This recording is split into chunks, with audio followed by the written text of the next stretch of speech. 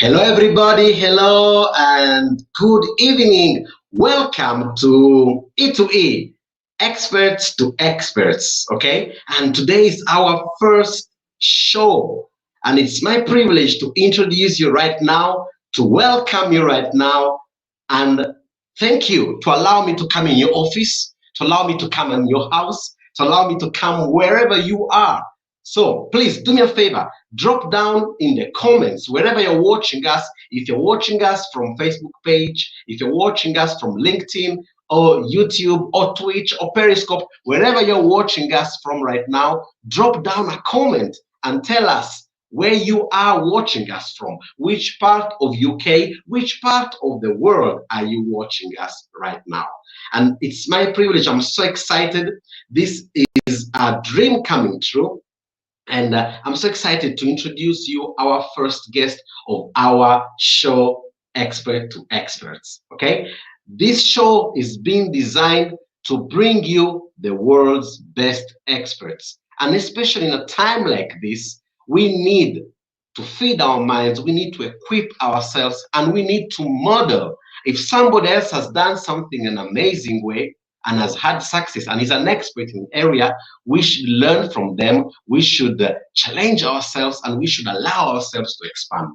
So do me a favor, click down and put down on the comments hashtag live if you're watching E2E live right now, or hashtag recording if you by any chance you are watching the recording. And if you are passionate about what we're going to talk right now, I would like you to click on the button, share it, and distribute, spread the word. Let other people also be aware of what's going on and what we are sharing with you right now. So be a blessing, be a force for good, and share it with everybody. If you've got your team members in your company, share it with them. If you've got your colleagues, your children, your family, share it, and let's spread the word. Okay?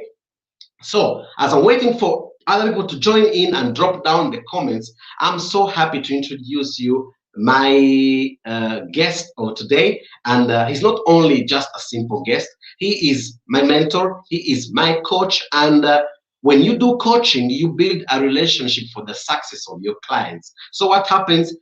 Automatically you create a relationship. So I have also the privilege of calling him my friend. Okay, so ladies and gentlemen, welcome on the stage, Mr. Rich Waterman.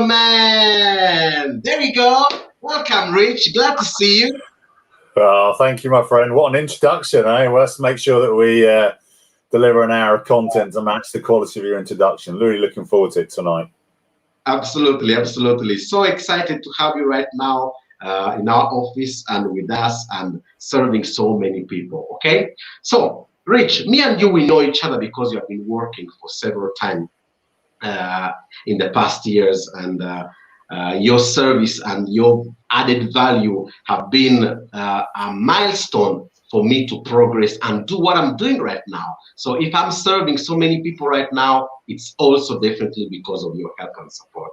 But please, would you like to introduce yourself and tell everybody who you are and how come you're here and talking about wealth and how to create financial wealth? Thank you, Rich. Oh, you're welcome. Yeah, so it's an interesting journey actually in many ways, and I'll take everyone back just to sort of school and university times. I was lucky to be like kind of the smart kid in school, and I definitely associated a lot of my self-worth with the results I was getting at school, and thankfully I was good at it. It wasn't necessarily a particularly healthy relationship, and that'll probably be another session. But coming out of university, I didn't really know what I wanted to do. And so I thought, oh, do you know what, I'll choose to go into something competitive and well paid. And I happened to choose investment banking, even though I didn't know a lot about it, if I'm honest. And I was very fortunate to land a job with an investment bank called Chase Manhattan Bank at the time. We later went on to become JP Morgan Chase, as it's now known. And highly competitive environment, big numbers, big money floating around, and you kind of started to get used to it. And I think at that point, I hadn't really made the link between providing value and earning money. It was just like, I've got this job, I'm good at it, I'm earning a lot of money. And you almost, the good thing about that environment is you get very, very comfortable being around large amounts of money.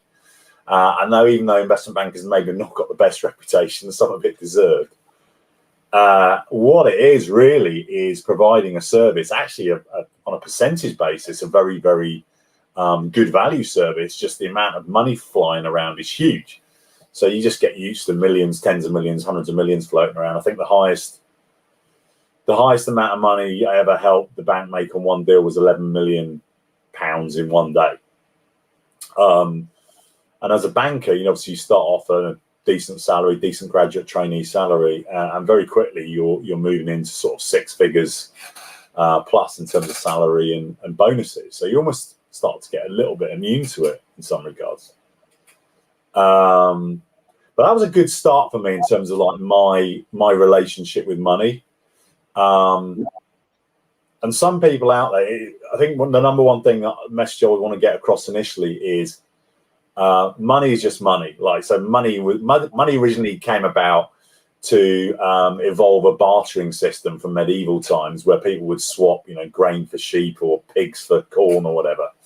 So you have to remember that the money is just a representation of value. It just happened to be I was working in an environment where I was highly valuable and adding a lot of value to our customers, and so we would get paid for it, and then I'd get paid for it.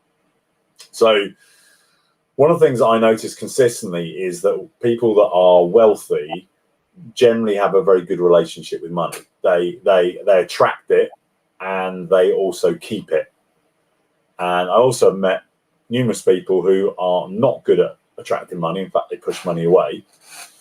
And some that are also not good at keeping it. Once they've got it, they'll spend it because they don't want to keep it. And so how was the relationship? Because I'm reminded, and let me tell our audience that you are one of the youngest vice presidents of JP Morgan, and by the age of 30, you were already a millionaire. So what was your relationship with money? Yeah, well, initially very good, because I was fortunate to be very good at the job, and I liked sort of solving problems, which basically is what I was doing, working in the derivatives area, and then eventually becoming head of European derivatives. And so I was like, I'm good at this, I'm getting rewarded for it. And then things change a little bit. So just after you mentioned, just after becoming a millionaire at 30, at 31, I went through a divorce.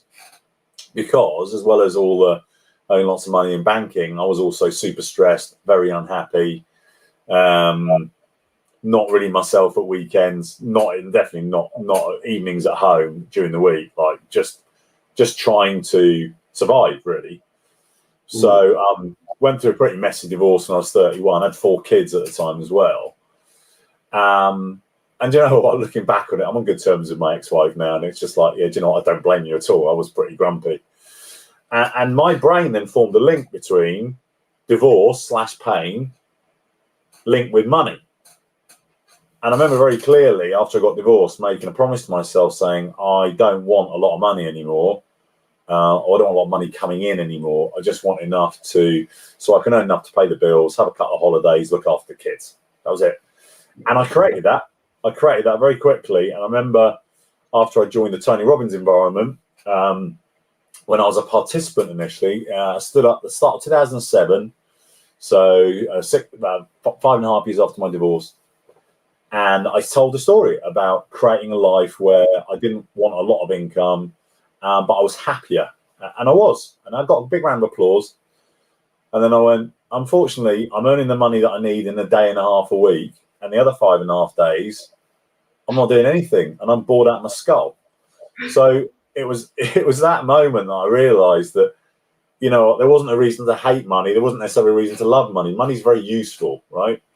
Having a lot of money having not a lot of money is probably just a magnifier for people's personality. Mm-hmm. So you can say, I know lots of sort of rich people that are evil and selfish, and you know what? Yes, there are. But equally, you look at some of the people who are very, very wealthy people that are creating charitable foundations, really trying to change the world. So I think money's a magnifier. So having a lot of money is good because gives you choices, and if you're a good person, you're going to go back and help others with the money. And equally, you know, I'm very fortunate not to be in a position where I've been poor, but I have been in positions when I've changed careers where I've not had a lot of cash flow, and that's horrible because that keeps you awake at night. That causes you stress. That you start, the old monkey brain, limbic brain starts kicking in. You don't really perform very well when you don't have a lot of money. So I know what it's like to be in those stressful situations too. And personally, I'd much rather have an abundance of money because then I can make choices. And particularly when I make the link of, I'm not just pursuing money for money's sake. What I'm doing is I'm thinking about who can I serve, who can I genuinely help with the skills and talents that I've got. So then I can serve them with a lot of value, and in return, I get rewarded with money. And then I can choose what I want to do with that money. I can go and spend that with another coach or on other things to help myself. And so the economy, everyone benefits from that sort of upward moving economy, really, which is, I know we're going to talk about COVID at some point, but that's kind of the opposite of COVID, with everything being shut down. Obviously, there's less opportunities for people to exchange value because there are just less things going on. So that has a negative impact. You can see the downward spiral that's going on, been going on since March last year as well. So that's kind of a bit of an intro, Moses, in terms of, just what, if I was listening to this video, what would I be picking out from that? It would be, do you know what, money, your relationship with money is up to you. In fact, Sadia has just written out an amazing comment. Thank you, Sadia, for participating. So grateful like that. And she's saying so important to have a good relationship with money. So exactly what absolutely. So I know Sadia actually. So Sadia and I used to work together. So Sadia's be a great example of this actually. So Sadia used to work with a friend of mine, Nick Stammers, until Sadia's gone off to become a great coach as well. And Sadia's background in corporate was she was amazing at sales. And sales is the reason that she was good at sales is because she understood that I need to understand that what I'm selling is of value to the customer, and that they go, yes, this thing is easily worth the money that I'm going to pay for it. And if I feel that way, I'm going to buy it every time. And Sadia actually works with people now on like the understanding the mentality of sales, which really is understanding the mentality of money. So I'll give her a shout out to my friend out there. Thank you for the input on that one. It's just understand that money is a value exchange. So if you want more money, then you just need to provide more value. And one of the ways of doing that is just letting more people know what you do and allowing them to choose whether they want to work with you or not, or letting more people know about the product you have and helping them to decide whether that's a good thing for them to buy or not. Yeah. What I think COVID has done is it's pushed out. Look, economies go in cycles; they expand and they contract. COVID has caused a big contraction in the economy, but it's a natural thing anyway. It's like the economy will get bigger and bigger and bigger and grow to a certain point where you actually get a lot of people in the market that are, without being too disrespectful, kind of fat and lazy companies or people in the industrial sector where you don't really necessarily have to be that good to make money. What COVID has done is contracted the economy, and I've got some clients who are unable to run their business because they're not legally allowed to, and my heart goes out to them. They've had to either use savings or look at other ways to do things. But what it's done for the rest of us, I think, is it's harder to make money, I think, just generally, because there's just less opportunities. But those are people that can stay in the market and stay fit and healthy and get leaner and get more efficient.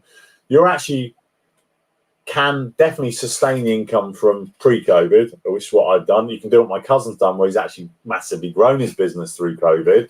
I've got another client that's done the same thing, had a record year in 2020.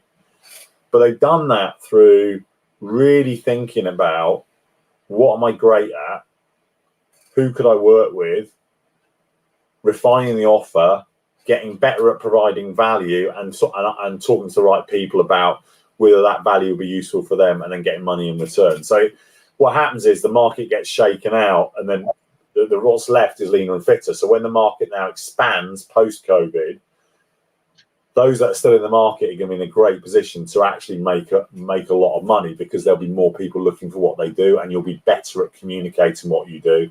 You'll be better at what you do, and you're probably your pricing's better as well. Like for me, what I found was that a lot of my kind of middle market customers kind of got shaken out a little bit because they were being squeezed financially. And I've ended up working with sort of a higher bracket of customer. So again, this might come back to another mistake that people sometimes make, and I've made it in the past as well, which is I'm not making as much money as I'd like to. And my price is too high. Let me go on a price war and keep slashing my prices, try and become the cheapest out there. And what you end up doing is just spiraling down and working with low qualities of clients, and you're not really working at levels that you feel happy with anymore. You're not valuing your own value. What I've found is that I've actually moved to a higher level of customer who are probably in a more position to be more robust because they've got savings, they've got other streams of income.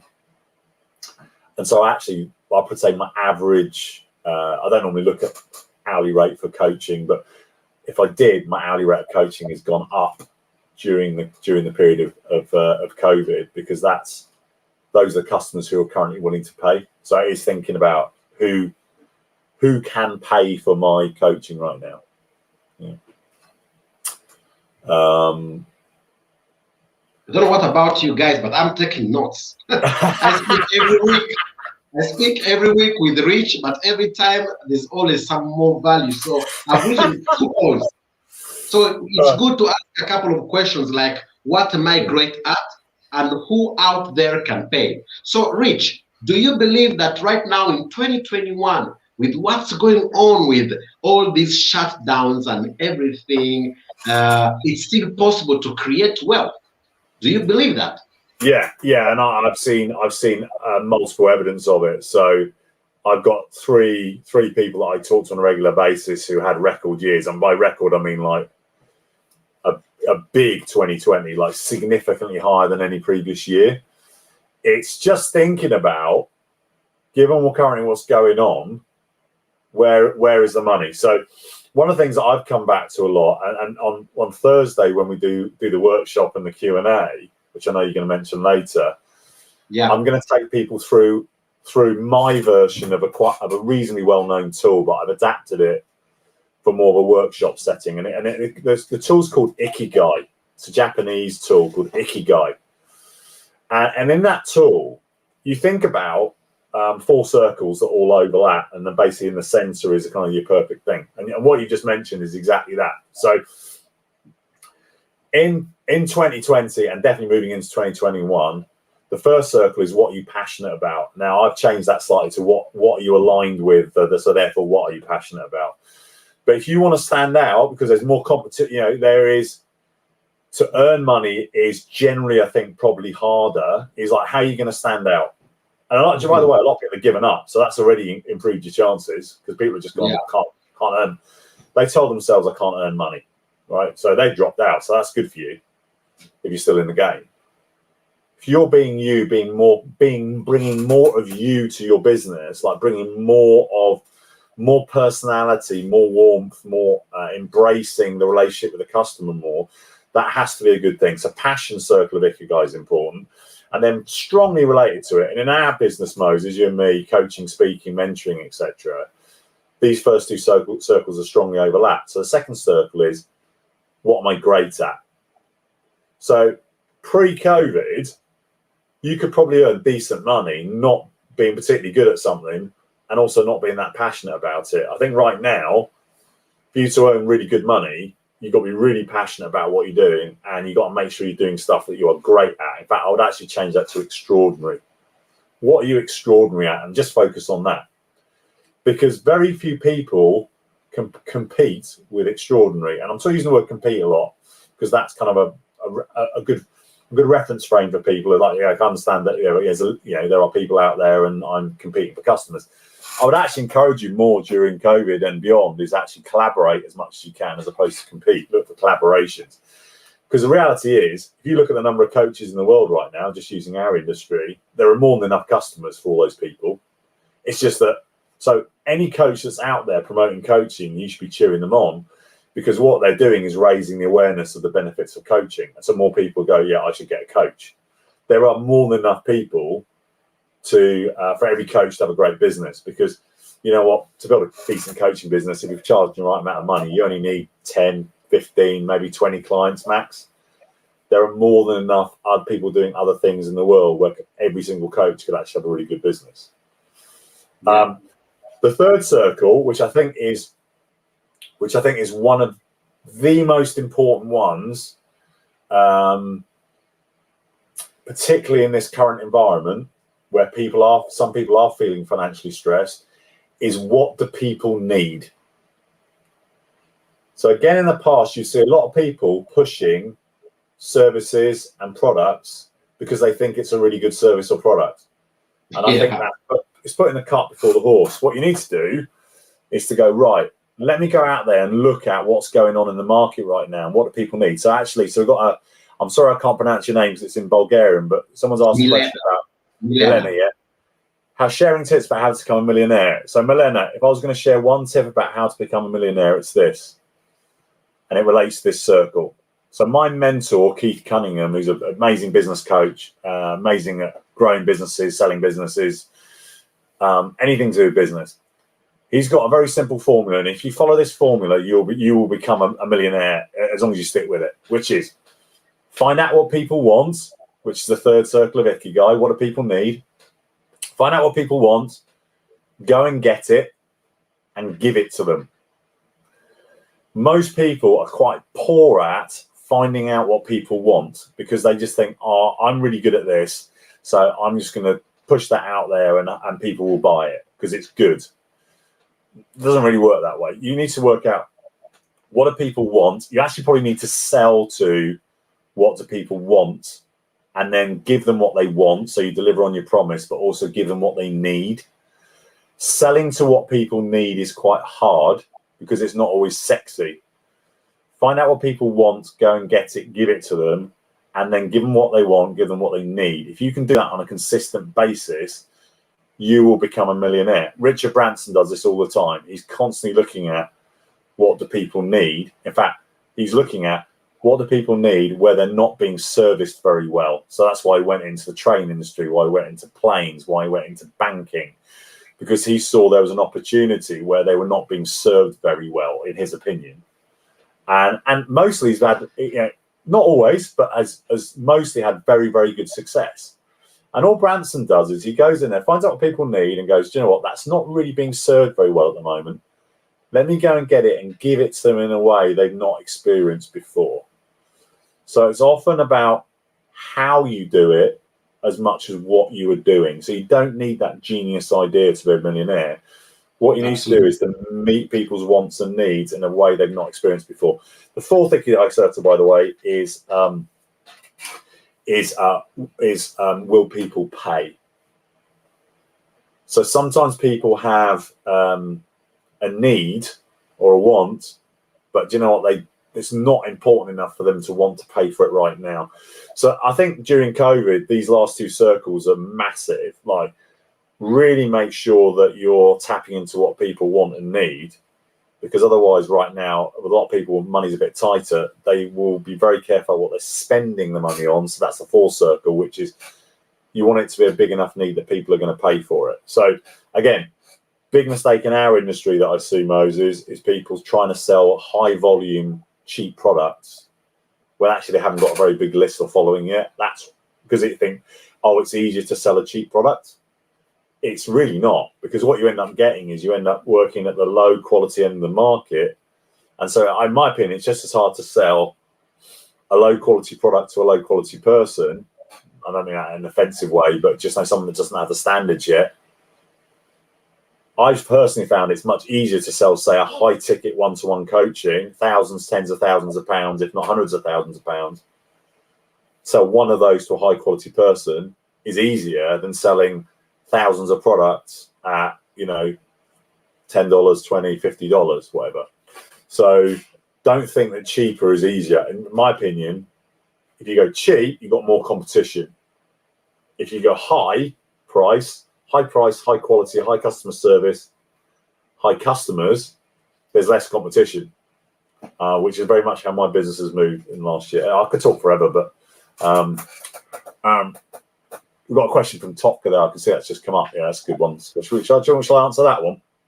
Yeah. Well, do you want to read it out for the audience, Moses? Just so.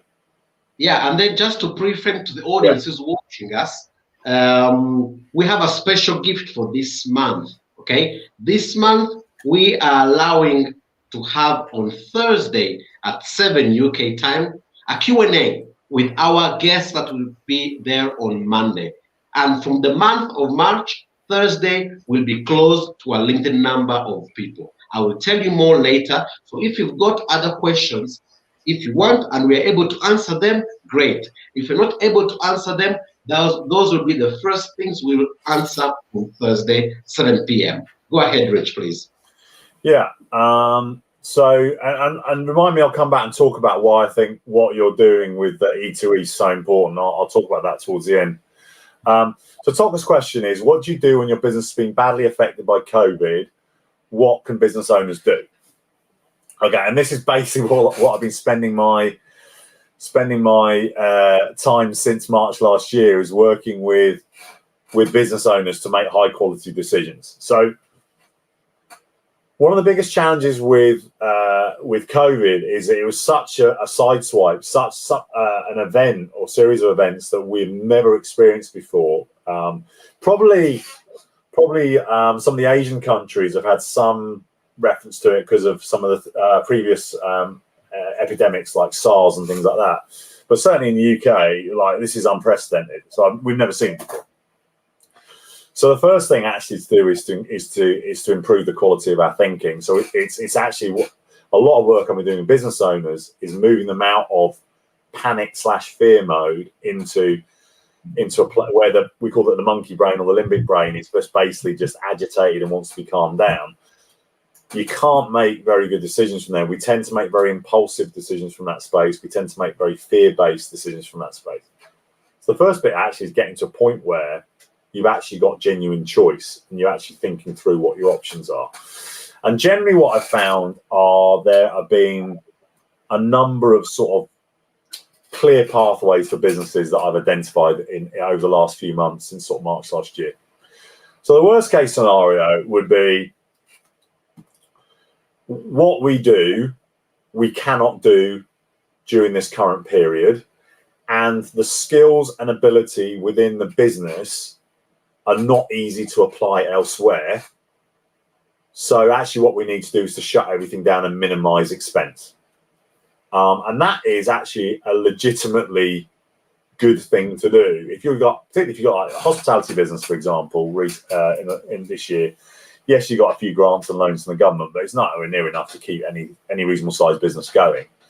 So most businesses I know in that area just closed down. So you shut down, you minimise expense. You've used the furlough scheme in the UK to basically hopefully get a number of your employees still to get some sort of income.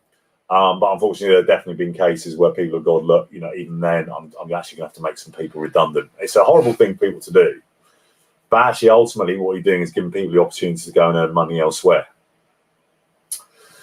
So by the business owner shutting that business down, what that, of course, then does is once that is managed and dealt with, and they also have a plan for what am I going to do as regulations change, they then got time, opportunity, and often wealth left to actually go and do a different business.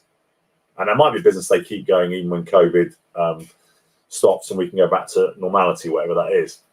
But a lot of what I've done with businesses like that is what do we do under different circumstances? So if the lockdown is eased a bit, what's our plan? If the lockdown stops completely, what's our plan? So they are very, very clear. It's almost like a flow diagram of like, if this happens, we do this. If that happens, we do that. If that happens, we do that. So they've already planned in advance what their decision-making process is.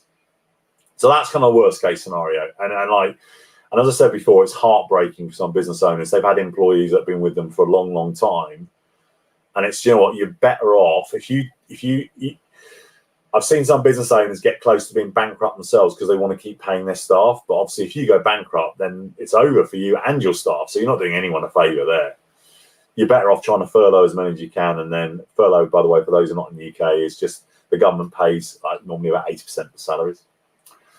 So there are schemes and there are grants and there are loans. Right. The next category of people are what we're going to do. what we normally do doesn't work very well in the current COVID environment, but there are other things that we could do that we can still keep going. And this is probably the vast majority of businesses, which is you just need to think a little bit differently about what you offer and what your skill sets are. So a lot of companies have done, like training companies, taking things online. A lot of retailers have got focusing on online shops. And there are still some major supermarket chains that were very slow to get their online up and running. There are, I think if I'm correct, I think Primark is a great example. Primark is a clothes retailer in the UK.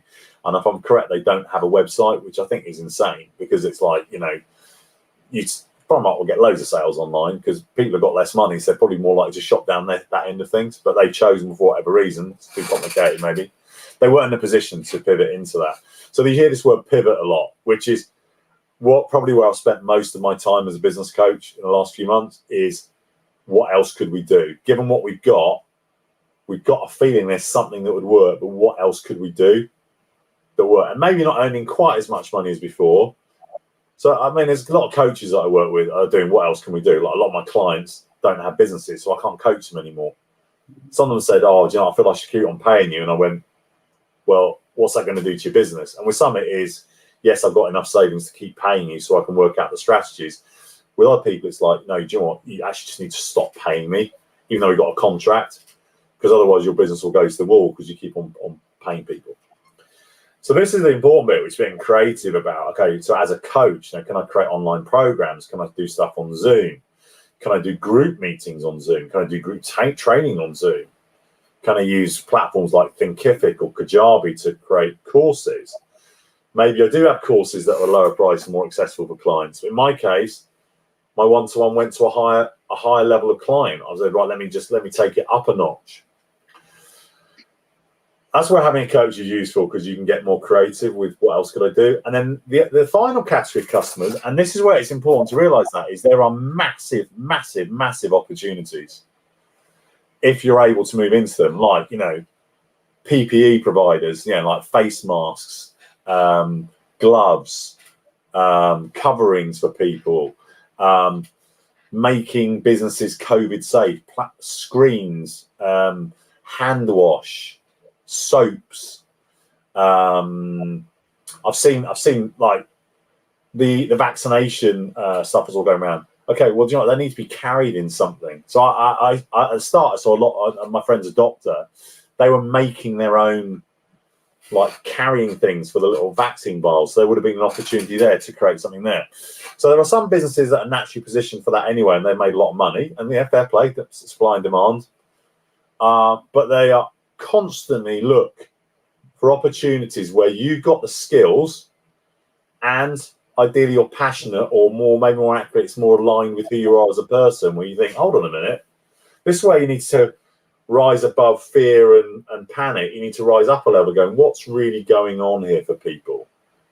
What do people need? People need vaccine carrying cases. Everyone needs face masks. And obviously people have pretty much filled the market now, but early on there would have been opportunities. And right now there are opportunities. Like, pubs will come back into full force. Are there things that pubs need that would make them COVID compliant that no one's thought of yet, or no one's really given? Could I buy up and get ready to buy up supplies and get ready to supply that to pubs, for example? How are training venues going to run training? Can I be approaching corporates, talking to them about a blended future for training where it's physical and online? So, and again, going back to that original question about how to become a millionaire, this is how people become millionaires, because they're constantly thinking about what people need, how can I go and get it, how can I give it to them. The key is, don't be too scattered. Like, there are probably multiple opportunities. You've got to think about what's the one that's going to be ideally an ongoing and sustainable opportunity, and that I have some skills or contacts in that area. That's the one you want to go for. You don't want to get pulled into this idea that lasts a couple of weeks and that idea that lasts a couple of weeks and that one. It's like very, very tempting when your limbic or chimp brain is agitated and you want to make more money, it's very tempting to go scattergun, have lots of different little ideas. Like one of the things I always used to say when I used to present at internet marketing courses was, what would you rather have? 100 websites completed at 1% or one website completed at 100%? The first one's not going to make you any money. The second one will, or could. So don't go. Sometimes it's useful to have more than one idea because it can get stuck, but you don't necessarily want to do more than maybe 3. If you're really good at what you're doing, you might be able to do 5, but I generally recommend 3. 3 ideas that you're working on, because if one sort of gets blocked or stuck, or you're waiting on answers, you can carry on working on the other 2, but don't go too wide. Because if you go too wide, someone else is going to be doing one of the ideas better than you, for sure. Gosh, that was a long answer to a question, wasn't it?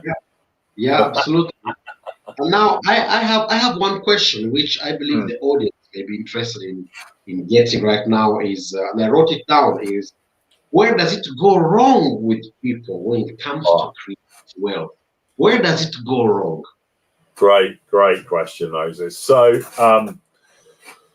there's a few answers, I think, to this as well. So I had the privilege of fairly on in my speaking career, speaking at wealth creation events, but they were specifically internet marketing ones. So I spoke for 2 gentlemen called Brett McFall and Tom Bois, an event called World Internet Summit.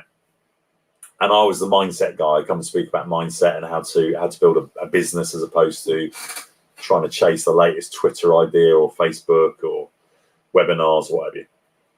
So what I noticed with people who were chasing wealth and not being successful was a few things. So the first one was, I made a mistake at an event once, and someone put their hand up and said, could you give me an idea of how to make money online? Like someone could say, could you give me some ideas about how to be a millionaire? And my response was, ideas are a dime a dozen, it's how you do it. So if you want an idea, come and talk to me at the end. And I literally had about 50 people in a queue coming up and asking me for an idea. And here's the thing, right? And I've said it before in this talk, but I'll say it again.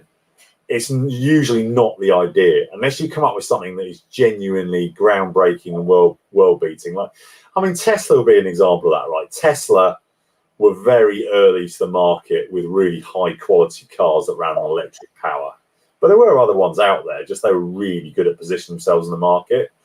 So they got kind of like an early adopter, like an early primary colonizer advantage. But most people don't make money that way. Most people make money doing something that's already been done. So it proves there's a demand for it, because there are people in the market supplying it. You just need to come in and do it better. And the biggest mistake I see people making when they do that is they try and do it cheaper. Mm-hmm. And it might be you can do it cheaper. It might be you found a way of doing it cheaper. Great. It is an easy sell. But you generally don't want to compete on price. Generally not a good idea.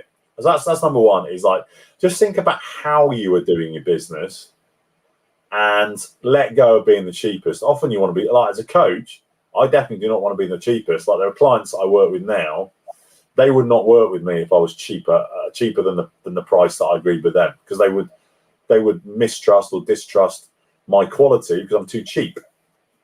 So your cheapness might be driving customers away.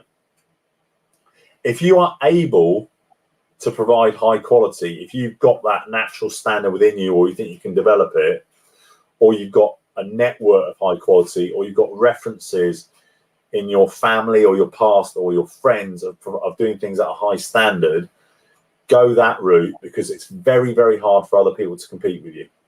Okay. Another thing I saw very common, I actually developed quite a bit of content around it, was it's something that a guy called Ken Blanchard talked about, and it's this transition from being an enthusiastic beginner. So, like, if you're thinking about setting up a new business or a new way of making money, you're generally very excited and like upbeat about it, and then generally you're overly optimistic. So I see people coming to wealth creation events, hearing speakers going, gosh, they become a millionaire, I can do that too, let me go and run to the back of the room and buy their $2,000 program. But what they're not anticipating is the next stage, which is sort of disillusioned learner, I normally call it, which is you get back home, you think, gosh, this is actually a little bit harder than I maybe remembered it from the speech. And most people go, or even if you're building a business by yourself, it gets hard at some point. And most people go, it shouldn't be hard.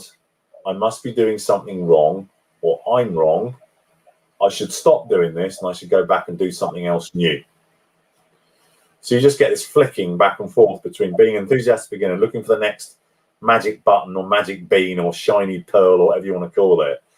That's the one. I'm listening to, I go back to another event, I see someone else talk, I get very excited again, I buy that for £2,000, I go back home and it's difficult again, I give up. So I'm just going back and forth. So what you become actually is a really good at dabbling, going back and forth, back and forth, back and forth. So you don't ever stick with anything. Like the reason that I've created, I'll be straight, right? So I'm millionaire at 30. I started a full-time coaching business in about 2014. I've been doing it part-time from when I started in Robbins, 2006, 2014. Earning decent money, like over 100 quid plus, and not bad. Went full-time as a coach because that for me had meaning and purpose. I wanted to do it, and I would say, Moses, it took me 18 months to really get that business working. So, but I was aiming for a 6-figure business.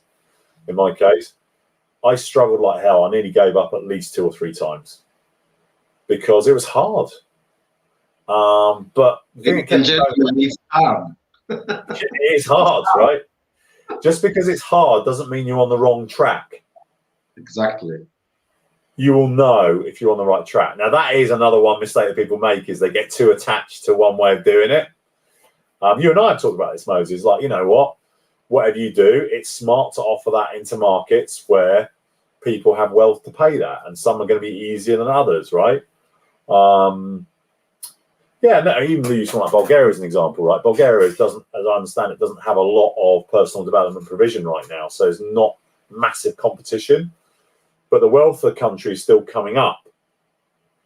So while you might have less competition, say in the UK, you might have less people in the country that can pay the prices that you want to charge. So it's just that awareness of that, and where's the right place to be at the right time. So people definitely get too attached to their product. They get too attached to their service. They forget to go back and check with the market. Do people still need this? Or am I just shouting about how great my product is and everyone's going, so I don't need that right now? People definitely dabble too much. They don't stick at things. And people think way too much. So by that, I mean, yes, it's smart to do your planning up front. So get a decent business plan in place. By the way, it's not a static thing. That's a dynamic and ongoing evolving thing. Think about who your competition is. Think about what you're great at. Think about what you're passionate about. Definitely find out what people need and find out what people would pay for it. And then once you're clear about what you want to do and you think it's a great idea, then you've got to just take as much friggin' action as you can. I call it running experiments. How many cycles can you go through of just put something out there, advertise it, do webinars, do blogs, do videos, whatever it is, test it. You get a customer. Why did they buy it? Who else is out there that's like this customer? Great, we're getting some more. Okay, who else might buy this? Okay, how could we offer something slightly different that another group would buy it? So you test.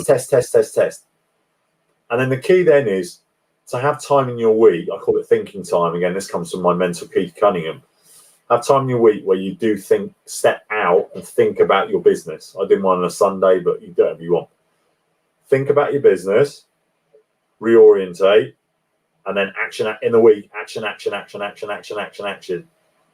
You do not want to be doing too much thinking during the week. You've got to get enough evidence, get enough feedback for you then to think about it and then decide what you want to do next. So most people, and I've done it as well, like, for example, I've been thinking about running an academy for speakers for about 3 or 4 years at least now. I was busy doing other things, but now I've got time and I'm going, right, now's the time. So, okay, so I'm going to do it. And I'm not entirely sure what it looks like, but I'm going to launch it and then evolve it. It's much easier to launch something and then tweak it and evolve it than trying to think it. You're never going to think it to perfection. You can ever evolve something by doing it to perfection. So that is a really common mistake. People aren't wealthy is overthinking early on, and overthinking, replacing action with thinking, because they're scared they're going to do something wrong. And all you have to do is look out there, and quite frankly, people that you know are not as good as you, making lots of money, and you're getting annoyed about it because all they did was they took more action than you. Don't get me wrong. Too much action without thinking, that's stupid as well. Like, you don't want your hamster on a wheel, like charging towards some nonsensical solution. But generally, most people listening to this video, you need to take more action than you currently are, and just try and condense your thinking into blocks where you're reviewing. That way, you'll start to create wealth. Oh, the other biggest one, of course, which I haven't maybe talked about too much at the moment, which is why your E2E thing. Actually, this is a good chance to talk about E2E.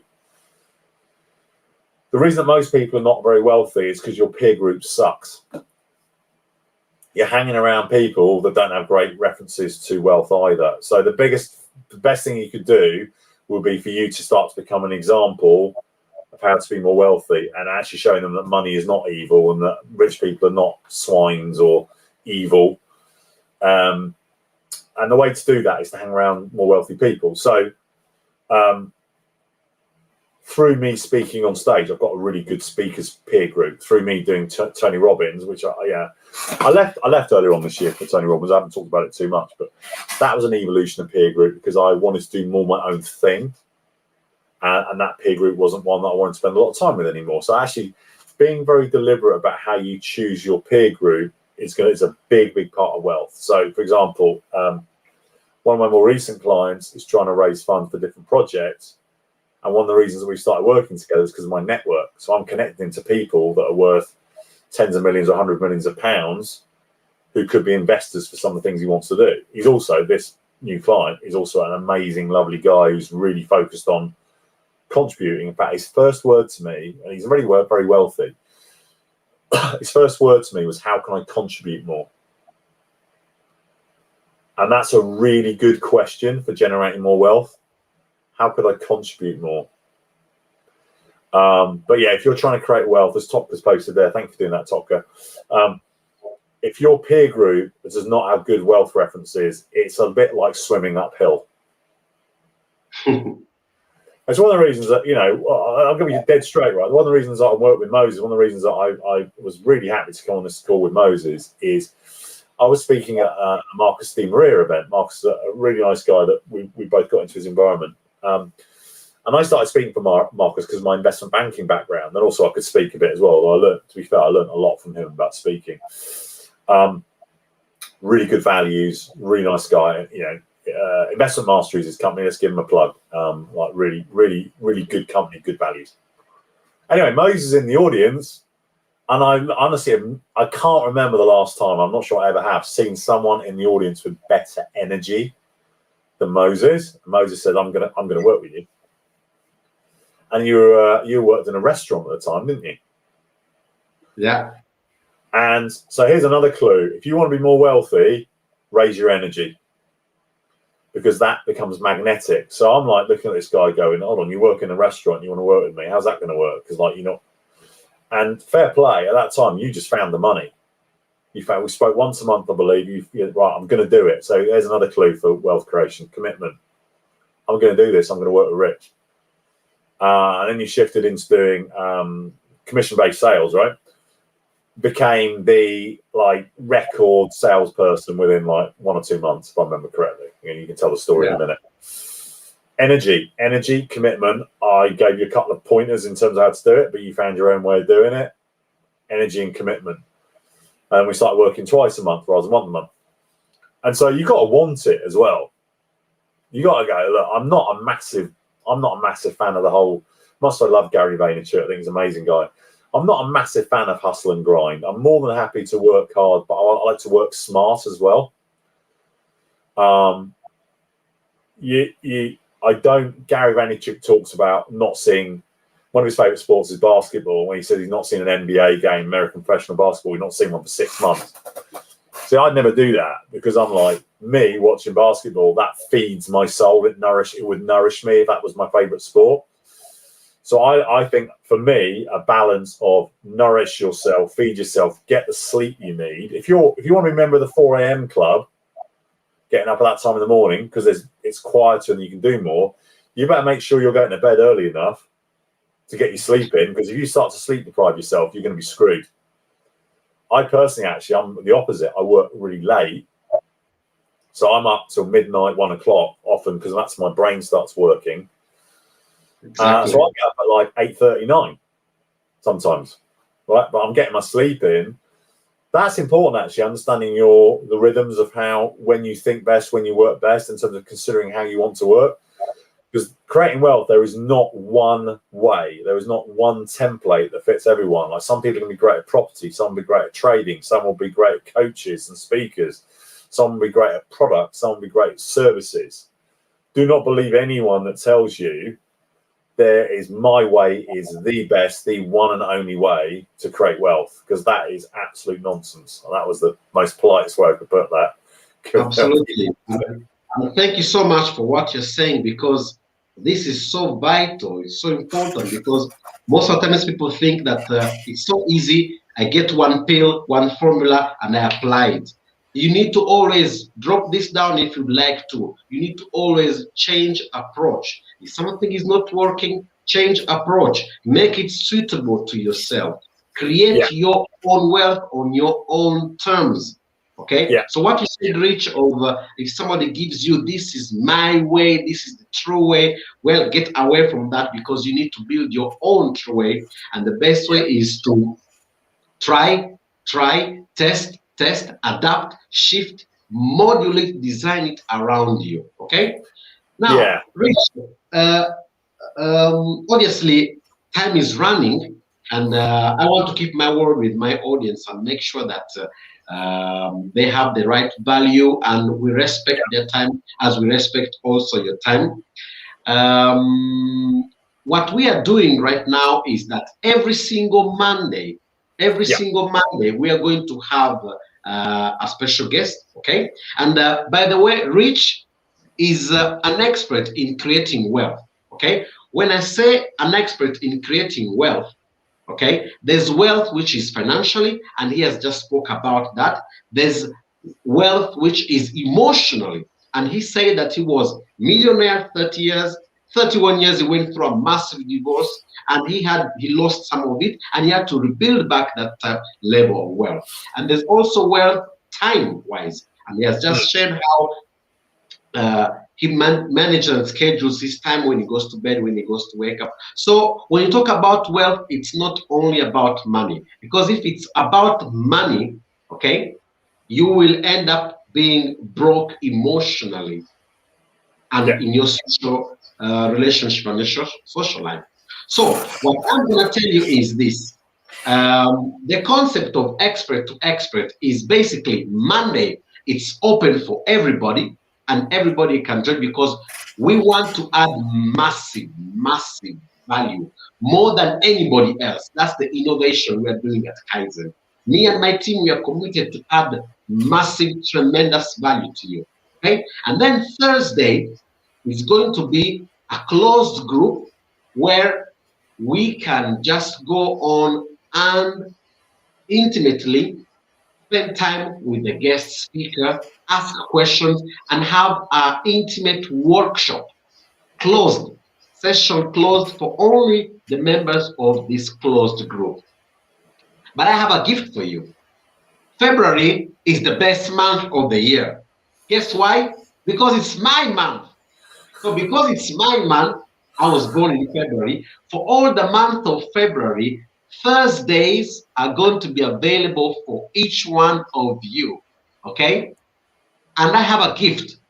It's going to be my birthday in February, but my birthday, the gift is for you. What gift is for you? The team is going to put it right down.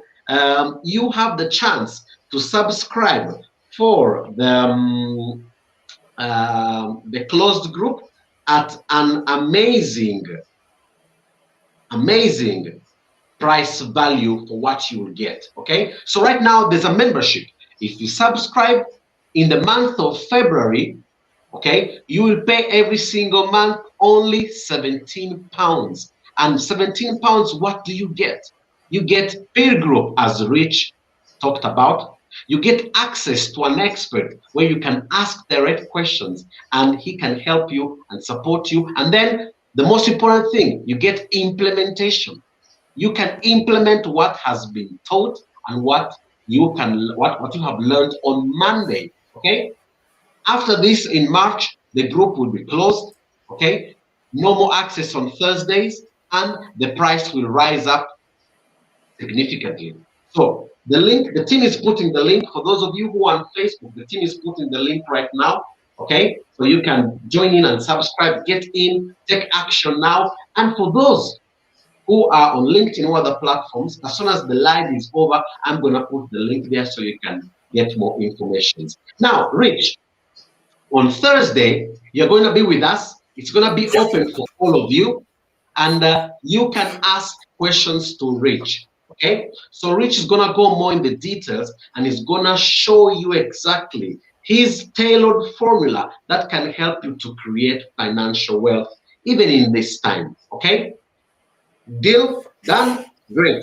Now, Rich, before we close up, I want to ask you one more question. Okay, Yeah. because this is done on a formula of an interview. And before we go, I want just 2 minutes. I want you to tell us, because probably Thursday some people may join us or some people may not join us. Okay. By the way, if you like this E2E formula, expert to expert, it's gonna be every single week. You're gonna have an amazing expert in different areas. Share this video with your community, with your friends, and with your loved ones. Rich, closing up, what is the most important asset in creating wealth right now in this current moment of history? Just a quick answer right now. Yeah. So the most important asset right now, which is why I think E2E is such a great idea and such great timing, is community and peer group, without a shadow of a doubt.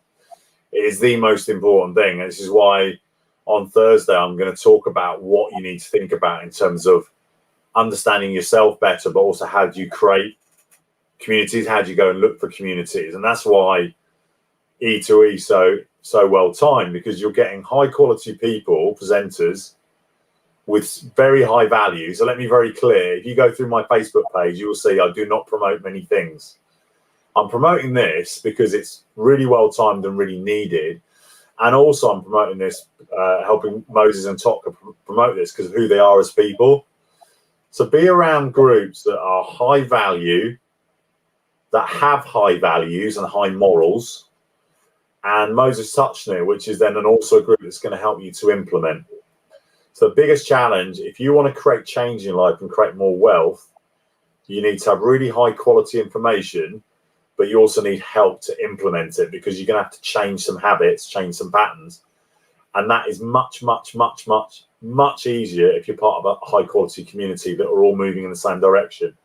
So then you can all win. Everyone in E2E, everyone could win. Wouldn't it be great if everyone in E2E all became millionaires and all helped each other to become millionaires? And yeah, do you know what?